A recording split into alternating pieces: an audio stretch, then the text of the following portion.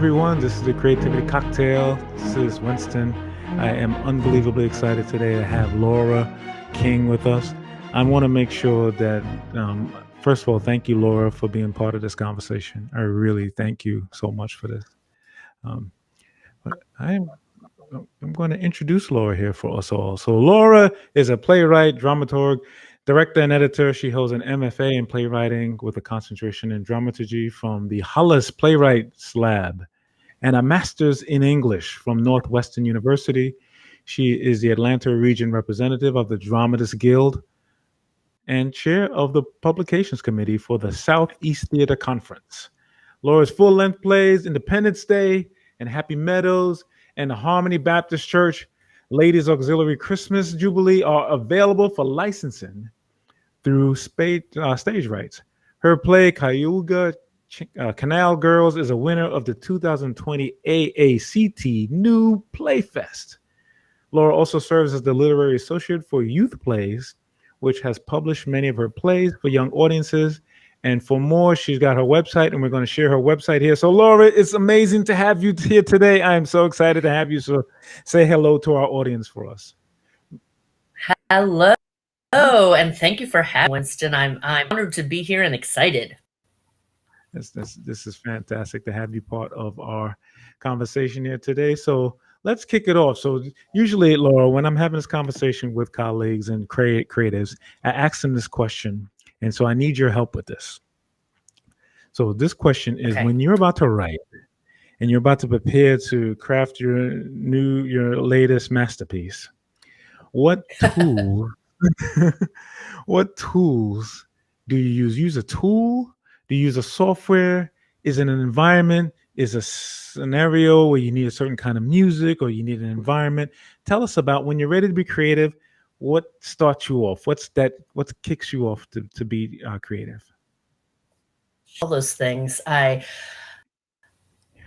have this thing that I do. I sort of have to trick myself to get myself to start writing. So I think writers tend to get in their way more than anybody else does. So I set a time limit. I set this time. It's usually about 2 hours. And I give myself 2 hours to write whatever I want to write without stopping myself, without editing myself, criticizing myself, without saying, oh, that's ridiculous. Who would ever want to hear this play, see this play? So I give myself permission to just write anything, no matter how crazy it is. So that's the first thing I do when I sit down to write. Tool-wise, yeah, I use Final Draft. I like it. I just think it's easy to use now that I've figured it out. In the beginning it was a little difficult, but now I can, get my template up and start working. And yeah, I can't listen to music. I can't listen to music when I'm writing for some reason. I just have to have complete silence. That is so interesting. I was talking to someone recently, and they have to have music. So it's like just as us as creators, we just have to find what's great for us. And I do like the time limit portion that you mentioned here. That is so cool. A 2-hour block of time. That is phenomenal. And the thing I also like is that you just don't edit yourself, because we have such a tendency to edit ourselves as we go along. I know I do. And it takes such willpower to just keep writing. Oh, it is. It's hard. And I'm an editor for a living. So it's really hard for me not to edit myself, because that's what I do. It is really such a challenge here. So tell us a little bit about yourself. I just mentioned your bio and all the things that you're involved in. Tell us about right now. Tell us about what's going on right now, and then we can kind of go backwards from there. Like what are you up to right now? Sure. I finished directing my TYA play, my Theater for Young Audience play. It's called Meridan and the Mighty Oak. And we have filmed it, which that was quite the challenge in itself. This whole thing was Zoom theater and filming theater. It's all new to me. So it's going to run at Theater Macon. It's going to run virtually from April 15th to 18th. So tickets available, theatermacon.com. And we're hoping to get together a field trip as well for students, so that not that they'll come into the theater, but that they can, pay for the rights to stream. I've written a study guide for the play. It's really for children, probably about 3rd grade and up. So that was just a labor of love for me. I like directing. I usually like directing my own work, especially when it's the first time. I always learn a lot. I learn a lot about the play when I start to direct it. So that was fun. And let's see. Before you do that, you had mentioned Cayuga. Yeah, go ahead. Yeah, I was going to say the challenge of doing a Zoom play. That sounds like a real new exercise for all of us. Tell us about that real quick before you tell us what else. I was so, because the artistic director at Theater Macon, Richard Frazier, he has really jumped into this whole new way of presenting work. And, just out of desperation, I think so many people are having to figure this out on the fly. And so he's, bought some kind of software I know nothing about. And he had like a setup we had 4 iPads going, getting different angles, and we were marking out the sight lines through cameras. We had a visual effect in the play we were all really nervous about, but that part is kind of great because if it doesn't go well, you can film it again. So that part was nice. That is an upside, yes. Wow. It's an upside. So you're about to tell us more about some other things you're up to. Sure. I mentioned Cayuga Canal Girls, and that full-length play for adults that I had written. It was one of the 6 winning plays at the American Association of Community Theater New Play Festival. Now, it won right when COVID hit. It was supposed to be produced last March. It is now finally going to be produced this October at the Phoenix Stage Company in Oakville, Connecticut. So I was just talking to the director today. He said, we're set for October 2nd opening. So I'm really excited by that. The whole cast is just hung in there with us things were bad in Connecticut. Yeah. And so they're finally getting to the point they've survived, as a small community theater, they've survived and they're going to produce it in October, which is just really exciting. And I'm so excited to go out there and see them all again because they worked really hard. Yeah, I'm excited about the whole world at this point.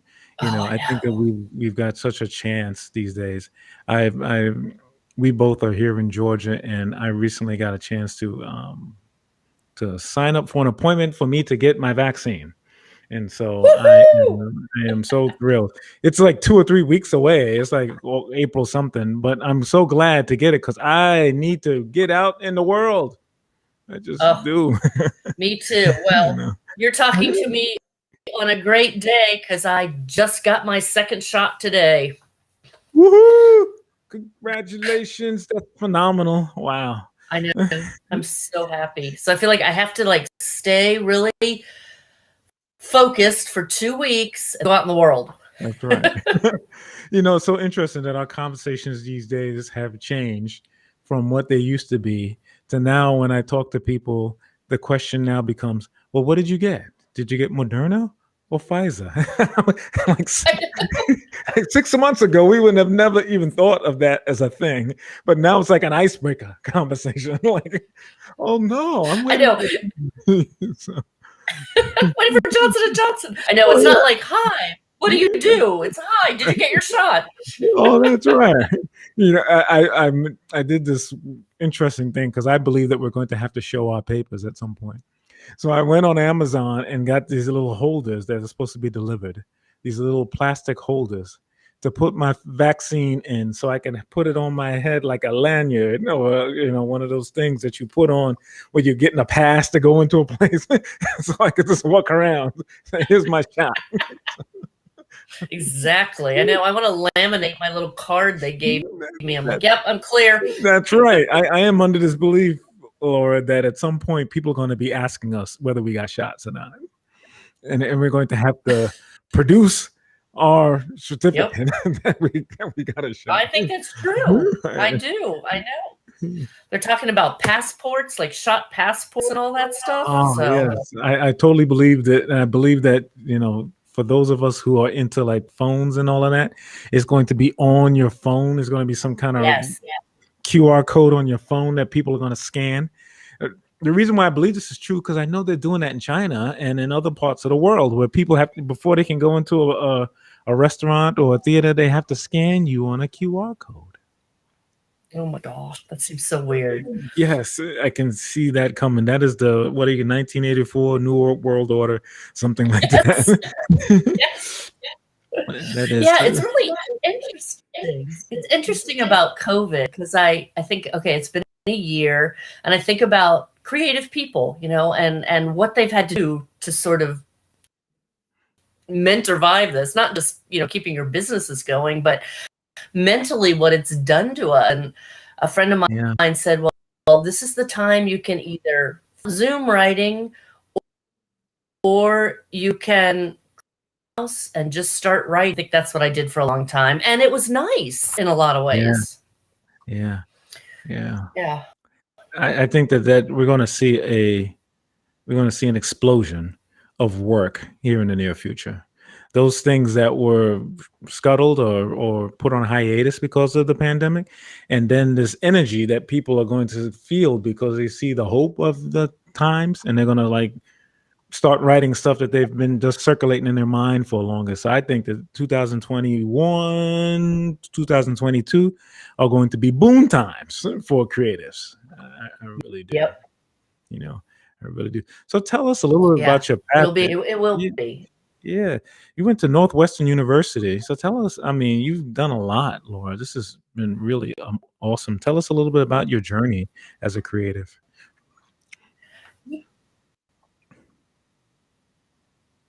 Sure. Well, many years ago, like most people who fall in love with theater, they start on stage. So I love a lot of acting when I was younger. And then I got married, had my daughter, and it was like, well, I can't keep doing this. I got to raise my child. So I sort of stepped back for a long time. And then I missed it. And we ended up here in Georgia. And I thought, what can I do? So I did a show. I performed in a show, but it was just too difficult because I was between Atlanta and Macon. So that drive just about killed me. Yeah. Wow. So I couldn't do that. The show was in Atlanta. Yeah. Yeah. The show was in Atlanta. Oh, wow. And I know it was intense. And so, and I still had a child. So I tried to figure out what I could do to be creative. So I took a playwriting class and I fell in love. I just fell in love with it. And that's when I decided, okay, well, if I'm going to be serious about this, I need to get educated along the line of teachers. So I'm a firm believer in education. Me too. Wow. Yeah, good. And that's when I went to Hollins University in Roanoke, Virginia, and they have a great MFA program where it's 4 to 5 summers, really intensive work. And by the end, have your MFA in writing. And it was just really life-changing. And I just loved it. And then I came back here, and just in January, I moved to Decatur. So I'm hoping I can really be sort of close, and in close proximity to where a lot of theater is happening in Georgia. That is so awesome. I think so many great things are going to occur. So you're the regional rep here of the Dramatists Guild of America, and we are both members of that. Tell us a little bit about what's going on with the Dramatists Guild. Know what the Dramatists Guild is? It's the trade association. That's the bit for anyone that writes for the theater. So if you're a playwright or a composer, lyricist, librettist, that's who the Dramatists Guild represents. And they're there to protect the rights of dramatists, both artistic rights and economic rights, to make sure that your work is not being manipulated in a way that it shouldn't be, and that you're getting paid for your work. Yeah, that's a big So thing these days. it is, and it's really hard, especially for dramatists, because we don't sell our work, right? We license the use of our work. So, Yeah. I mean, how many of us in, middle school or high school had teachers who said, "Oh, just cross out those stage directions," or, "Oh, we'll just change the line here or there." That's not good. Please don't do Yeah, that. that's right. Yeah. Yeah. So the Dramatist Guild protects us in that way. They can offer us business advice. They have a lot that on the website, they have a lot of really good model contracts. So if you're a new playwright and a theater wants to use your work and they want you to sign a contract, the Dramatist Guild is a good resource to make sure that contract is legitimate and ethical. And two things I really want to mention about the Dramatist Guild. We have a foundation, the Dramatist Guild Foundation, and they have some grants that are available, which is really important right now in this time of COVID. So they have Yeah. emergency relief grants to dramatists in need, and they have Steven Schwartzberg grants for mental health support, and that's for anyone who's written for the stage, so any level. So if that's something that, any listeners feel a need for, check out the Dramatist Guild website, dramatistguild.com, and you can find information about all that. And Winston, are you doing End of Play? That's our next big Dramatist Guild event. End of Play. Isn't that sometime soon? Isn't that like Yes. Yeah, is it like next couple of days or something like that? Yeah, it starts April 1st, right? Last year was our first year that we did it. So this will be our second year. And it's just to get people writing. So it's low pressure. Anybody can do it. You don't even have to be a member of the Dramatist Guild to do it. You can join with your region, like our Atlanta region. And we're going to have a kickoff event on March 31st, where we're just going to talk about the things we want to work on for that month. And the goal is to finish writing either a full-length play, writing 2 one-act plays, completing a second draft. I mean, writing, songs for your musical. You can set your own goals. And we're just the community to sort of support you through that and encourage you and cheer you on. This is awesome. I will definitely be part of this. I love these kind of things. Yes,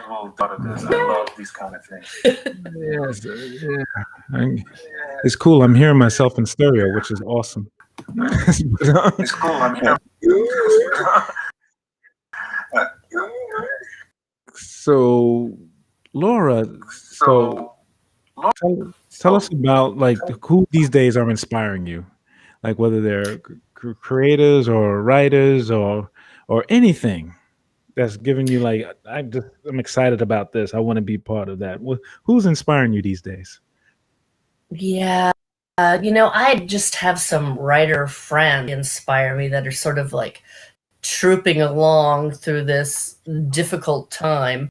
Yeah. And I do look to the Dramatist Guild and my friends in the Dramatist Guild and things like this End of Play program that keep me inspired, keep me trying. I belong to a writers group, just with some 5 other friends, and we because of this change to Zoom world, we meet every week now and we share our work with each other. So it's really kept me writing. That's awesome. Yeah, it's amazing. And another good organization in Atlanta that inspires me all the time is Working Title Playwrights. Oh yeah, yes. Is that Hank Kimmel? Hank Kimball and Amber Bradshaw. Yeah, they do great work there, and they have good development opportunities for plays. They have great workshops. I'm doing a year-long program with them right now that's about dramaturgy, and Amber is teaching it, and she's bringing in guest dramaturgs who have been so amazing. And so we're learning about everybody's different approach to dramaturgy, and that's what I really wanted to focus on that during COVID, like sort of improving my dramaturgical skills. And so that's why I registered for Amber's class, and it's been wonderful. They are awesome, both of them. That organization it's so cool to be in a place where there's so many resources around. You mentioned the Dramatist Guild, and one of the things that I remember from a few years ago that really helped me is I remember that there was a dramatist Bill of Rights that was Yes. published. And I was like, I read that, I scanned it, and I used it every time I was writing something about me as a writer. Like, what are my rights associated? I was like, this isn't a phenomenal thing. I thought that that was so incredible. And even this year during COVID, if I remember correctly, there was something that came out as opposed to the regular membership fee. It was a pay what you can kind of thing because they understood the hardship that many of us were going through. And I was like, what an amazing organization that would even think of such a thing. I thought that was so cool. Yeah, I think that's great. And I think all creative people, I mean, think about people in theater where we get so excited when somebody wants to cast us or somebody wants to put on our show that we sort of go blind. All of a sudden, it's like, what do you want? Just do my play. I think we have to be careful about that. Yeah. Yeah, I was remarking to a friend of mine that over a decade ago, I was in a play, like a small play at the Alliance at Black Box. And I had a night where I had this great thing where all of my castmates were like, oh, you were phenomenal, you were great, etc. So I leave and I go out, I'm on such a high, and then this guy T-bones me, because he ran a red light. And I told the story, Laura, that he T-boned me, and that was a horrible thing. And I get out of the car, and I'm still on such a high that I go over and I shake the guy's hand. I'm like, hey, man, I know you did. I know you're in trouble. But I was like in such a good mood. I was so excited. I was like, oh, I'm still on my high. He was like, oh, my gosh, are you all right? The cop was looking at me like I was like literally high on something. I was like, no, I'm just high on having a great day. And he's just like, your car got T-boned. I was like, okay. But I'm a playwright. That's right. I'm a playwright, but I'm okay. I thought that was so awesome. So you mentioned the play that you did, the what was it? The Cayuga Girls. When is that coming out? When is that coming? That's the one I was mentioning. That's going to be going up in Connecticut. Connecticut, yes. So that'll be, that's the one that's going on in Connecticut. I've been working on some other things while I've been prepped in my house. So I wrote I have a first draft play. It's a mostly monologue play. Actually, that's the subtitle of it. But it's 8 women. It's uncovered, and it's about. It takes place in a book club, and it's about women's relationship with each other through the books they read. And that's cool. Told in mostly monologues, and I've loved it. So that's awesome. I've never, all the things I've ever written, I've never written a monologue type play before, Laura. So I'm pretty excited. I think that's going to be cool. Yeah. Yeah, I wanted to do that because I've seen a lot of monologue plays. Some I don't like at all. Some I don't think work, and some I just am fascinated by. And I was like, hey, I think I need to experiment with this form. So it's fun to experiment with. Yeah, it really is. That's a great thing about writing is you can write so many things. I was part of a writers group a number of years ago, and we were writing all these genres associated with something. And the one genre I've never written for was anything that had anything to do with horror. And so I was like trying to avoid it. And they were like, because, I was like, I'll write what I like, which is drama or science fiction or something like that.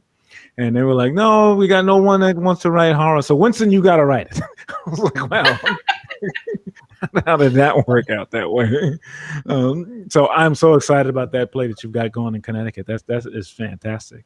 How was your horror play? Did you break through with your horror play, or did you just still hate it? They thought it was fantastic. And so for me, I was just like, well, because my horror is a different kind of horror than I don't do like jump scare kind of horror. I don't think that's horror to me. That's just scary stuff. I do like more cerebral kind of things. And this was more about someone's mental capacity as they went down in the depths of insanity. To me, that's horror. that's like real horror to me. Ooh, yeah, it's me. That's right. For example, like that movie that was out a few years ago, The Joker. It was, I guess they called it a drama, but to me, it was like a horror movie in a way. As you watch somebody be halfway normal and then they go down. To me, that's scary. That's scary stuff. So it was like that. They thought it was fantastic. I was just like, my next shot will be better. But I as a writer, I think we do that all the time, don't we, Laura? Like when we write something for the first time, we like look at it later on, and you see it, like you're like, man, that was good. Yeah. But I could have done I something. know. Yeah. And I think we learn something with everything we try, That's you right. know? Yeah. Like my really bad plays, I'm like, okay, well, I got something out of that. That's exactly right. Yeah. You were mentioning the 2 hours earlier, and I thought about this book years ago. You probably are familiar with it, The Artist's Way. I think the lady who wrote it, her name was Cameron, about getting up every day and writing anything every single day. And Yeah. you talked about your path. I was like, dang, Laura sounds like the book, The Artist's Way. um, so it's been great to have you here. And I wanted to make sure that we had a chance to show your website and to talk about that a little bit. So Okay, here, cool. so we've got your website in front. This is a really cool website, and it talks about some of the things that you're up to. Anything on here you wanted to highlight to the audience? I see the Cayuga Girls here at the top. Yeah, that's the one. It's been there for a year. Yeah, so I created my own website. Just because I want to be able to update it. And, I don't want to have to pay someone to update all the time. So that first is just the shows I have that are getting produced. I like to write for young people a lot. So a lot of my shows for young people are published by YouthPLAYS. And so that's one coming up now. I know you are, but what am I? And that's the one, Meridan and the Mighty Oak, that I finished directing. My play, Independence Day at Happy Meadows, is the very first play I ever wrote and the very first play I ever got published. And it's, let's see, Who is that? 6 characters, 4 women in their 70s. This was in Missouri? So, yeah. Oh, wow. Who is that person in this picture here? That's a cool picture. I don't know who that is. Great? I know. The publisher designed that. Yeah. Oh. The publisher. Good for them. That was fantastic. You got a really nice list of great things here. Christmas Jubilee. You wrote a Christmas play at one point. That is amazing. I did. Yeah, I wanted to write stuff that got produced. So I started doing this look all over Georgia and different theaters. So I was trying to figure out, well, what do people? I'm like, well, everybody, it seems like. So I'm like, okay, well, I'll write one. So I did. That is awesome. How was that? How was it? How was it received and everything? Oh yeah, this is coming up here. I see. It's coming up in Newport News it's at the end of this year. Fun. Yeah. Oh. So it's been done locally. It was done at Lion, and it's wild, crazy show. You can tell from that cover art. Everything happening all at once, sort of wild and fun, and so it was fun to write, and it's fun. I've directed it too. I directed it last Christmas. Yeah, this past Christmas in Forsyth, Georgia, at the theater. And so that was, it's always sort of fun. Like I told you, I like directing my own work. It's kind of bad when you do it published, because then you're like, oh no, I can't change anything. That's awesome. You mentioned about having some of your work published through stage rights. Was that correct? Did I catch that right? How was that process? Yeah, as far as getting that going? And how was that? Well, it's funny. I find that for me to break into getting things through contests. So the Independence Day at Happy Meadows won the SETC, with Southeastern Theatre Conference, Stage Rights Ready to Publish Award. It won that, and because it won that, and then it started getting produced, and I knew the publishers, so that's when I sent them my Christmas play, and they published that. And Cayuga Canal Girls will be published probably pretty by the end of the year, the beginning of next year, by Dramatic Publishing. That won the AACT NewPlayFest. They pick 6 every 2 years. So that's how I'm finding breaking into publishing. That's wonderful. So, like I said, it's been fantastic to have you here. I cannot let you go without asking a question that we've asked of the over 90 some odd people that we've had on the podcast. We are coming up on our 2-year anniversary, and we're going to have a Okay. nice celebration of that. And you're obviously invited to it because you've been part of it. You've been part of the 90 some odd episodes that we've Yay. had. And so at some point, we are going to take a lot of these podcasts and put together an audiobook. We're hoping to do that this year, where it'll be just your snippets on what you think about things. And we're going to do that as part of Rising Tides Charity, which is our organization that powers the Creativity Cocktail. And we're going to give it out to all creatives, anyone on planet Earth that want to hear about how to continue to be creative. But here's the question, Laura, and I need you to get ready for this question. Okay. Because this question is a pretty it's a pretty fun, but it's a pretty intense question. Okay. So the scenario is you are with a person and they are really struggling with their creative life. They're saying to themselves, I tried it, or I started it, or I want to start it, but I don't know what to do next. I'm having a challenge personally in my life in whatever way that would be, whether it's relational, financial, physical, whatever that might be. And they go to Laura and they say, Laura, what do I do? What's my next step? I want to go back to being my creative self. What's the first thing I should do? So what do you tell that person? I'll go back to what I said at the beginning. Give yourself 2 hours a night for a week and write about what you can out and write without stopping. I think that's what will spark you and what will, in a lot of ways, heal you. Yeah. Yeah. I think a lot of times we go out of our way to think that the story that we need to find is somewhere else. But the Yeah. story is our story. Yeah. Oh, It's I just love what that. yeah. It's what we've been through. Mm-hmm. It's kind of who we are.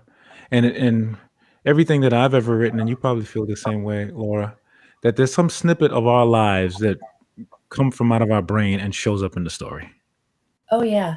Oh, yeah. I've been asked so many times, is this play autobiographical? I always get asked that. And I think every play is autobiographical. How can it not be? It comes from inside us somewhere. It doesn't mean it's literally autobiographical, but it's a part of us. That's right.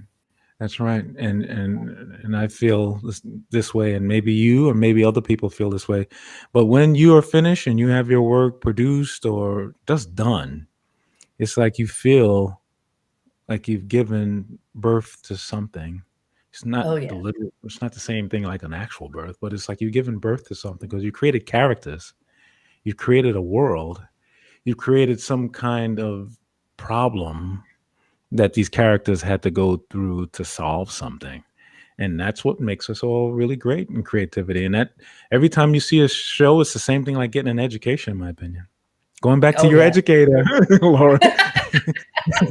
Our educational backgrounds, yes. That's right. That's right. It's like every time you see a good show, a good movie, a good TV show, it's like you got a little education. You're like your life, your spirit just got a little bit different because of whatever it was. Yeah. And I miss that so much. I realized this year how much I was inspired by real theater, live theater. And I used to make that joke all the time that live theater was like the real 3D, right? It's like the real, because you're really there, and it's an experience that no one else can replicate. I love when you go to a theater. Next thing you know, you're seeing people walk all around the stage and all the kind of that's real stuff. So, Laura, it's been fantastic to have you. If someone wants to contact you, they want to hear more about you and what you're up to, what's the best ways for them to do that? Yes. So my website, which Winston has shown you, laurakingplaywright.com. You can out to me through the Dramatists Guild, which is just Atlanta at dramatistguild.com. That is awesome. So it's fantastic to have you. I hope we can have you on the podcast again.